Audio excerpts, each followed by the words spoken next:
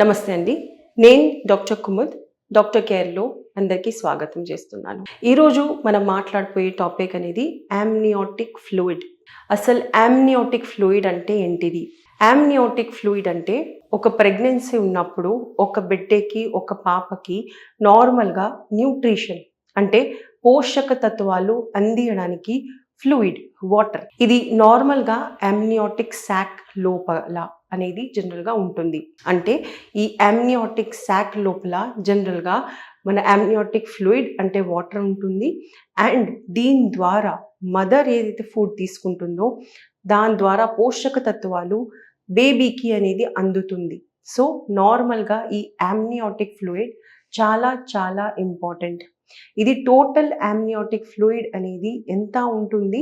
9 months pregnancy వరకు ఇది 800 ml 34 weeksలో ఉంటుంది. సో నార్మల్గా అమ్నియోటిక్ ఫ్లూయిడ్ అనేది తక్కువ ఉంటే మాత్రం చాలా చాలా ఇబ్బంది, అలాగే ఎక్కువ ఉంటే కూడా చాలా చాలా ఇబ్బంది. నార్మల్గా అమ్నియోటిక్ ఫ్లూయిడ్ చేసే పని ఏంటిది? నంబర్ 1 ఇది న్యూట్రిషన్ అంటే పోషణ అనేది ఇస్తుంది బేబీకి. నంబర్ 2 ఇది షాక్ అబ్జార్ప్షన్ అనేది చేస్తుంది. షాక్ అబ్జార్ప్షన్ అంటే ఏంటిది? నార్మల్గా ఎప్పుడైతే ఒక ప్రెగ్నెంట్ లేడీ నడుస్తుంది, బై మిస్టేక్ ఎక్కడైనా జారిపోతుంది, ఒక స్టెప్ అనేది మిస్ అయిపోయింది, సో ఎప్పుడైతే వైబ్రేషన్స్ వస్తాయి, ఎప్పుడైతే ఒక ఇంజరీ మాదిరిగా ఉంటుందో అప్పుడు ఇది షాక్ అబ్జార్ప్షన్ చేసే పని అనేది అమ్నియోటిక్ ఫ్లూయిడ్ చేస్తుంది. సో నార్మల్గా ఈరోజు మనం చూసే కండిషన్స్లో అమ్మాయిలకి ప్రెగ్నెన్సీ ఉన్నప్పుడు అమ్నియోటిక్ ఫ్లూయిడ్ అనేది తక్కువ ఉండడం జరుగుతుంది. సో దానికి ముఖ్యమైన కారణం ఏంటిది? ఎక్కువగా ఈరోజు ప్రెగ్నెంట్ లేడీస్ కంపల్సరీ ఆఫీస్కి వెళ్తూ ఉంటారు. అలానే ఆఫీస్కి వెళ్ళడం కరెక్టా కాదా? కరెక్టే. కాకపోతే ఎక్కువగా చైర్లో కూర్చోవడం వల్ల నార్మల్గా అమ్నియోటిక్ ఫ్లూయిడ్ అనేది బికాజ్ మనం చైర్లో కూర్చుంటున్నాము, అది సరిగ్గా అయినా దాన్ని ఏదైతే డిస్ట్రిబ్యూషన్ ఉంటుందో అది జరగదు. నంబర్ 2 ఎక్కువగా వర్కింగ్ ఉన్నప్పుడు జనరల్గా వాటర్ తాగడం అంటే వర్క్లో ఉన్నప్పుడు జనరల్గా మనం వాటర్ అనేది ఎంత తీసుకున్నామో మనకు గుర్తు లేకపోవడం వల్ల ఈ అమ్నియోటిక్ ఫ్లూయిడ్ అనేది చాలా తక్కువగా ఉంటుంది ఈరోజు మనం చూసే కండిషన్స్లో.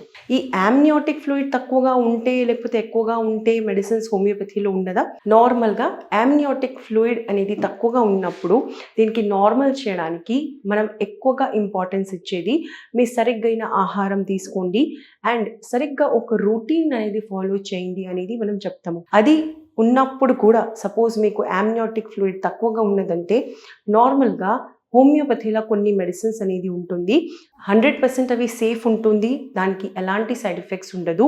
అది చాలా చిన్న డోసెస్లో మనం హోమియోపతిక్ మెడిసిన్స్ డెఫినెట్గా అడ్మినిస్టర్ చేస్తూ ఉంటాము. దాని ద్వారా నార్మల్గా ఒక ప్రెగ్నెంట్ లేడీకి ఎవరికైతే అమ్నియోటిక్ ఫ్లూయిడ్ తక్కువగా ఉందో వాళ్ళకి కొంచెం వాటర్ అనేది సరిగ్గా డిస్ట్రిబ్యూట్ అవ్వడం జరుగుతుంది. అండ్ వాటర్ ఇంటేక్ సరిగ్గా ఉండడం వల్ల అమ్నియోటిక్ ఫ్లూయిడ్ అనేది నెమ్మదిగా నార్మల్ అవ్వడం అనేది జరుగుతూ ఉంటుంది. సో అమ్నియోటిక్ ఫ్లూయిడ్ కోసానికి నార్మల్గా మనం ఓన్లీ డయట్ అండ్ ఒక హెల్దీ లైఫ్ స్టైల్ మాత్రమే ఫాలో చేయడం అనేది చెప్తూ ఉంటాము. అమ్నియోటిక్ ఫ్లూయిడ్ అనేది ఎక్కువగా ఉండడం వల్ల ఏమైనా ప్రాబ్లమ్స్ అవుతాయా? అమ్నియోటిక్ ఫ్లూయిడ్ అనేది ఎక్కువగా ఎప్పుడు ఉంటుంది? అమ్నియోటిక్ ఫ్లూయిడ్ ఎక్కువ జనరల్గా ఎప్పుడైతే బేబీకి లోపల ప్రెగ్నెన్సీ ఉన్నప్పుడు ఎలాంటి జెనెటిక్ ప్రాబ్లమ్స్ ఏమైనా ఉన్నాయంటే, లేకపోతే బేబీకి ఏమైనా హార్ట్ ప్రాబ్లమ్స్ ఉన్నాయి, లేకపోతే మదర్కి ఏమైనా ఎక్కువగా స్ట్రెస్ ఉన్నది, మదర్కి ఏమైనా హెల్త్ ప్రాబ్లమ్స్ ఉన్నాయి, డయాబెటీస్ ఉంది మదర్కి, అది జెస్టేషనల్ అంటే ప్రెగ్నెన్సీలో వచ్చే డయాబెటీస్కి జెస్టేషనల్ డయాబెటీస్ అంటారు. సో దానివల్ల ఉంటుందా? సో ఇవన్నీ కారణాలు ఏవి ఉన్నాయి అది చూసిన తర్వాత ఏదైతే మేజర్గా కారణం ఉందో దానిపైన మనం వర్క్ చేయమని చెప్తూ ఉంటాము. జెస్టేషనల్ డయాబెటీస్ ఉన్నదంటే నార్మల్గా మనం అందరికీ తెలుసు డయాబెటీస్ ప్రెగ్నెన్సీలో కొంతమందికి ఒక 10 to 20% పేషెంట్స్లో లేడీస్కి నార్మల్గా అవుతూ ఉంటుంది. ప్రెగ్నెన్సీ అయిపోయిన తర్వాత అది నార్మల్ అనేది అవుతూ ఉంటుంది. కాకపోతే ప్రెగ్నెన్సీ ఉన్నప్పుడు ఈ షుగర్ అంటే డయాబెటీస్ ఏదైతే ఉంటుందో జెస్టేషనల్ డయాబెటీస్ అది నార్మల్ చేయడం అనేది చాలా చాలా ఇంపార్టెంట్. సో దానికి మనం నార్మల్గా వాకింగ్ అండ్ హెల్దీ డయట్, టైంకి ఫుడ్ తీసుకోవడం, ఎక్కువగా క్రేవింగ్స్ అంటే ఎక్కువగా ఏదైనా తినాలనిపిస్తుంది అది జనరల్గా కంట్రోల్ చేసుకోవడం, అది పూర్తిగా మానేయడం అనేది జనరల్గా మనం చెప్పడం అనేది ఎప్పుడు కూడా చేయరు డాక్టర్స్. బట్ ఎస్ ప్రెగ్నెన్సీలో ఎప్పుడైతే క్రేవింగ్స్ అవుతూ ఉంటాయి, అంటే ఒకటి ఏదైనా తినాలనిపిస్తుందో అది మైండ్లో కంపల్సరీ ఉంచుకొని తినాల్సి ఉంటుంది. బట్ ఓవర్ ఈటింగ్ చేయకుండా మైండ్ఫుల్ ఈటింగ్ చేయమని జనరల్గా మనం చెప్తూ ఉంటాము. సో ఇది ఈరోజు ఎమ్నియాటిక్ ఫ్లూయిడ్ అనేది ఎంత ఇంపార్టెంట్ ఈరోజు మనం అర్థం చేసుకుందాం. సో సపోజ్ మీకు ఎలాంటి క్వైరీస్ ఉన్నాయంటే మీరు ఒక్కసారి డాక్టర్ కేర్కి, డాక్టర్ కుముద్కి తప్పకుండా కన్సల్ట్ అవ్వండి. Thank you.